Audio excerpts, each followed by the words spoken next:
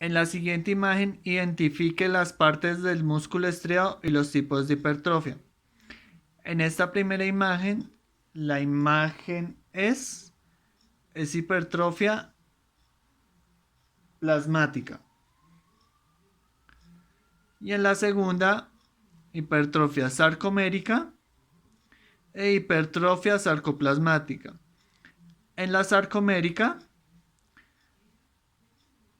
hace referencia al aumento de las proteínas contráctiles actina y miosina en el músculo.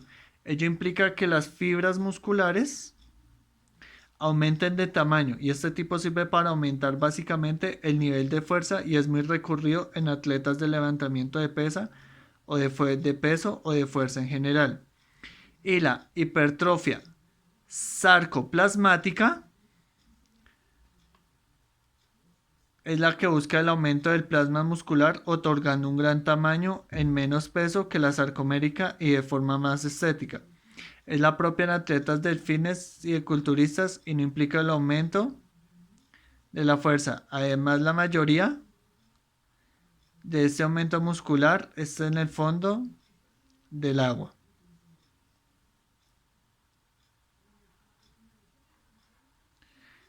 En la 2, la atrofia muscular se debe a la pérdida de proteína muscular por la inactividad.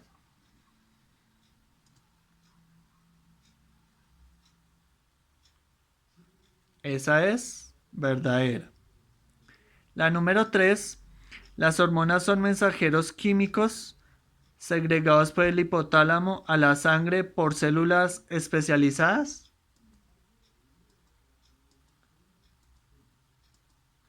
La respuesta es falsa. Por su condición interna,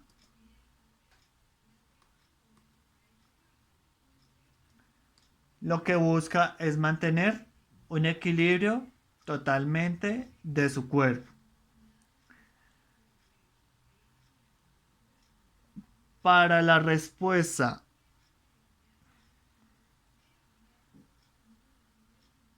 número 5,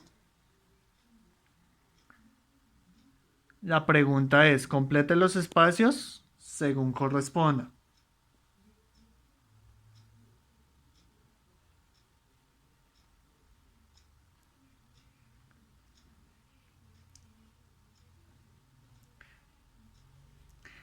La respuesta en la carga mecánica, las células del tejido óseo migran a la superficie del hueso que experimentó la distensión.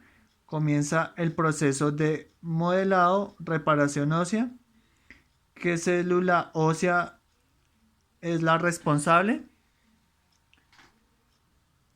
Aquí el tipo de células son los osteoblastos, que buscan inyectar un poco de su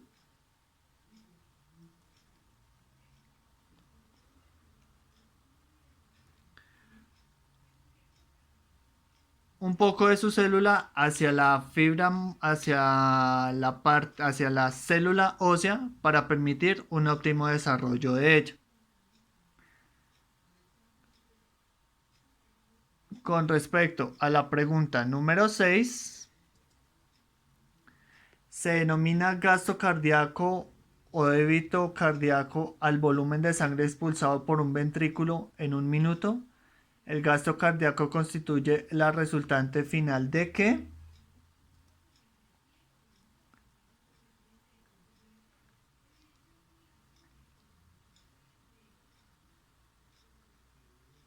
hay una frecuencia, a que haya una frecuencia cardíaca y esa frecuencia cardíaca ya sería la presión sistólica, que es la más alta, y la diastólica, que es la más baja.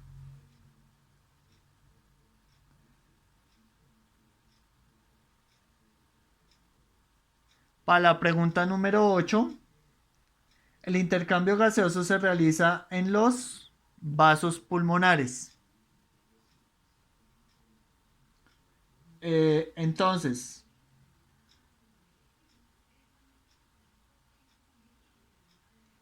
aquí ya entra lo que ya es ingresa un poco lo que es la frecuencia cardíaca, que es uno de los signos vitales,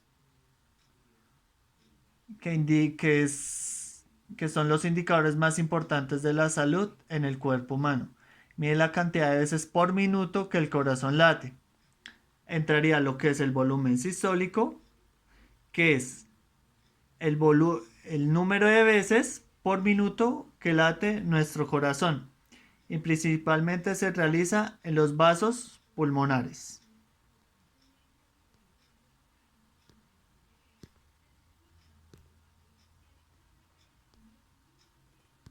Pregunta número 9.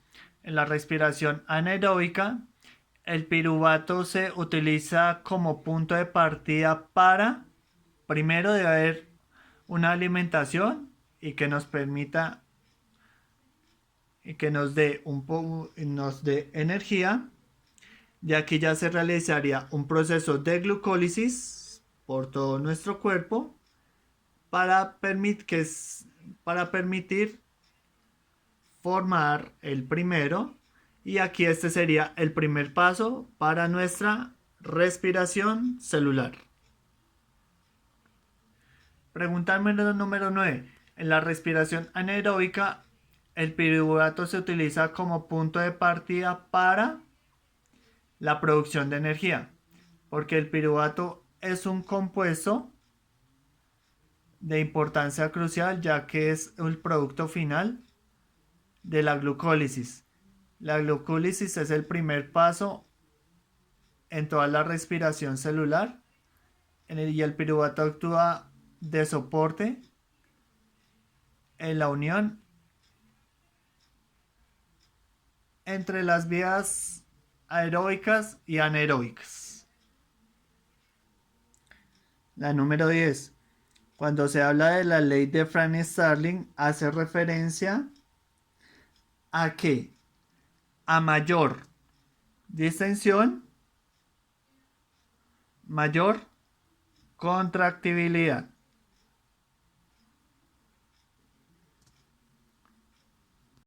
Número 11. Cuando se genera una microrruptura en las miofibrillas, específicamente en el sarcómero, que es la unidad contráctil funcional del músculo, ¿qué proteína involucra? Involucra la titina, que es la encargada del movimiento de los músculos, la neulina, que es una proteína muscular asociada a los filamentos musculares finos, y se cree que controla el número de monómeros de actina que se unen en un filamento fino. Y también es la proteína más importante del músculo y es el constituyente más importante de las fibras musculares. Con respecto a la titina, es un tipo de resorte. Este resorte va conectado a las miofibrillas, que son las que van a permitir toda nuestra contracción muscular, y ahí contribuye una conexión de la línea Z con la M.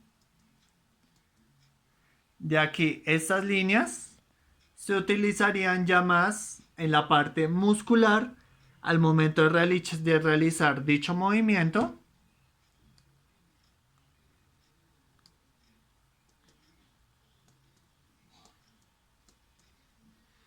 Y ahí se genera una relajación que genera la titina. Y esa relajación nos permite realizar unos estiramientos más correctos, que nos permiten una extensión elástica discendiente para llegar directamente a la parte sarcomérica. Continuamos con la pregunta número 11. Entonces ya ingresaríamos directamente a las otras, que son las que permiten. Entonces entraría la neulina, que es la proteína que se encuentra formando partes del tejido muscular, especialmente miofibrillas, que corresponden directamente a toda nuestra parte muscular del cuerpo.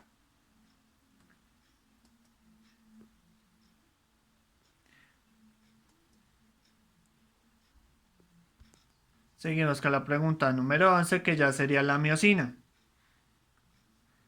que es la que regula la longitud de los filamentos delgados del músculo y su función es permitir la alineación de las miofibrillas. En estas miofibrillas con otra cuando se produce una contracción muscular. En la número 12, es una de las adaptaciones crónicas que sufren los conductos sanguíneos en la práctica del ejercicio. Es la elasticidad, porque es la capacidad que tiene el músculo de alargarse y volver a su forma original sin que se deforme. Con la 13, cuando una persona sufre una alteración de la glándula tiroides, en este caso hipertiroidismo, se dice que su metabolismo es mayor y tiende a bajar más rápido de peso. Con la número 14, es una de las hormonas catabólicas que construye tejidos, proteínas musculares, ácidos grasos y cerrando la entrada del glucógeno a los otros tejidos. Es la llamada cortisol, que es una hormona que ayuda principalmente a responder el estrés y regula el metabolismo, en el cual nuestro cuerpo utiliza alimento y la energía.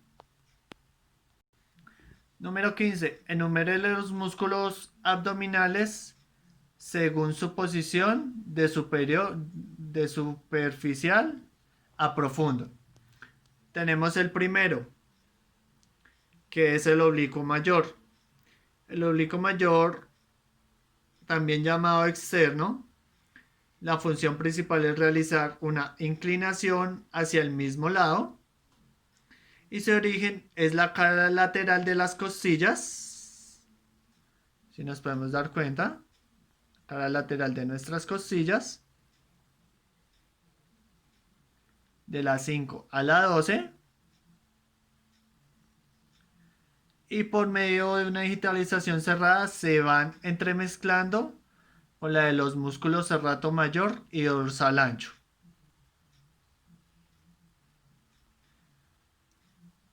Seguimos con la siguiente, que ya sería el oblicuo del abdomen, también llamado recto abdominal, que ya acá podemos ver dónde queda inervado y conecta directamente a la pubis. Aquí con la pubis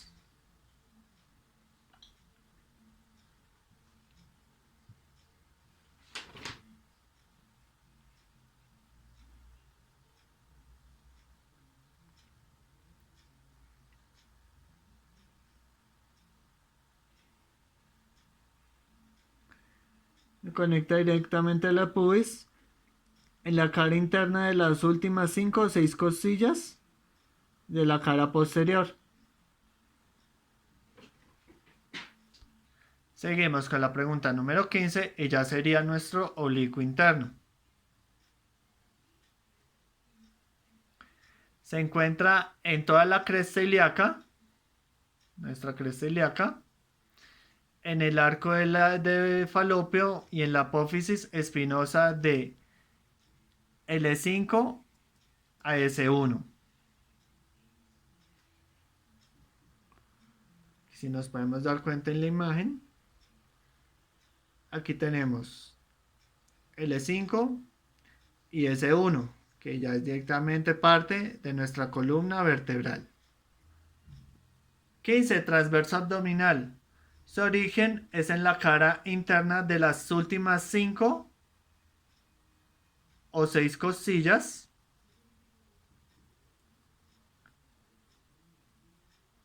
y tapa con la cara posterior del recto abdominal.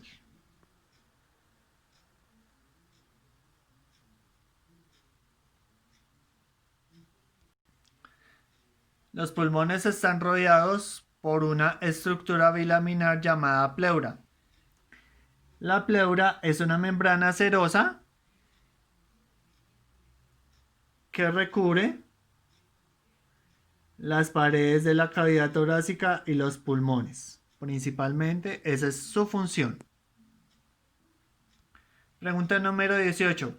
Refleja la orientación de las fibras musculares en relación a tejidos conectivos tendón, el cual afectará, por lo tanto, la transmisión de la fuerza a los tendones y huesos. Hace referencia al ángulo de peneación.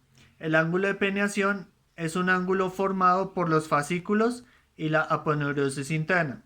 La aponeurosis es una membrana fibrosa formada principalmente por fibras de colágeno que tienen la función de servir de inserción a algún músculo.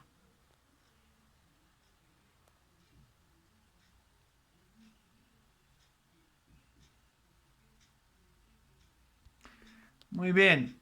Con la pregunta número 19. Relacione las columnas A y columna B según correspondan. Entonces, tenemos la número 1, la vasopresina. La vasopresina es la que controla la reabsorción de moléculas de agua mediante la concentración de orina y la reducción de su volumen. El glucagón. El glucagón es el que aumenta la glucosa en sangre. La adrenalina, que es la que promueve el incremento de la frecuencia cardíaca y presión arterial y nos mantiene alertas ante situaciones de peligro en todo momento de nuestra vida. Sigue la tiroxina. La tiroxina es la que regula los procesos metabólicos.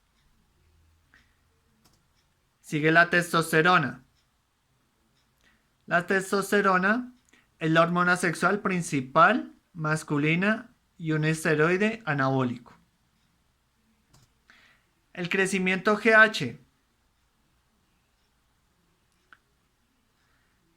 En general, su papel es promover el crecimiento de los órganos y tejidos y presentan un papel anabólico, o sea, destructor.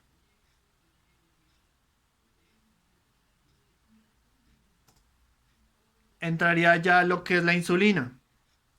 La insulina es la que permite disponer a las células del aporte necesario de glucosa para los procesos de síntesis de gasto de energía. La dopamina es la responsable de las sensaciones placenteras de nuestro cuerpo, ya sean a nivel deportivo o satisfactorio, como se desee llevar. Y con la pregunta número 20, que la pregunta número 20 nos hace referencia que cuando los alimentos son degradados por el aparato digestivo, liberan energía química que es transformada al aparato locomotor en energía mecánica. El adenosín de trifosfato en adelante se convierte en que es el ATP, es la fuente de energía del ser humano. Su degradación libera la energía que produce la contracción muscular. Y estas moléculas de ADP, o sea, ya sería adenosín de difosfato, aparecen, se utilizan posteriormente para producir una nueva molécula de ATP e incorporarla de nuevo al sistema de producción energética. Y con la última, de acuerdo a la siguiente gráfica, identifique el sustrato energético utilizado según corresponda.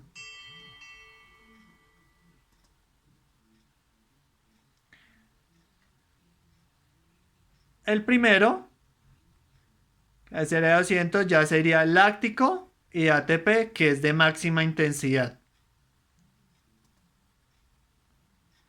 El segundo es aláctico de glucógeno, en el cual hay una glucólisis que es la que más se utiliza en todo momento. Y en la última ya sería una beta oxidación, que es ya la máxima, que es ya después de los, de los 12 de los 12 minutos hasta los 90 minutos.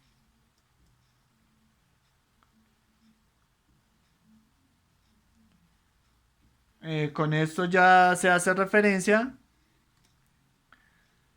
a que si se mira la imagen, entonces ya nos está mostrando el nivel de sistema y sustrato que nosotros usamos durante toda nuestra actividad muscular y en cuánto tiempo se genera.